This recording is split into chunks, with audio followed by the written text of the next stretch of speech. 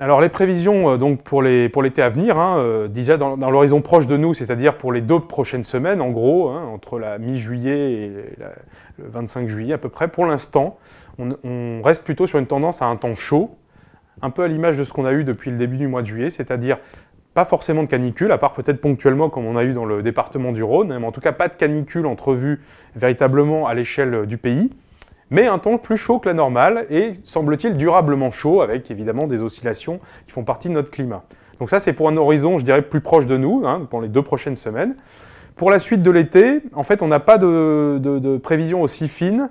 On a ce qu'on appelle donc les prévisions saisonnières qui établissent des tendances trimestrielles. Donc les dernières prévisions saisonnières qu'on a publiées à Météo France pour le trimestre juillet, août, septembre, donc ça va quand même au-delà un peu de l'été, font état d'un temps qui a de bonnes chances, il est assez probable qu'il soit plus chaud que la normale de température habituelle, notamment sur le nord et l'est du pays. Donc c'est la seule tendance dont on dispose, mais ça peut très bien correspondre à un temps qui resterait modérément chaud, mais de manière continue pendant ces 3 mois. Mais ça peut aussi correspondre à des épisodes, pourquoi pas de canicule, contrebalancés par des périodes plus fraîches, mais ça on n'est pas capable de le dire.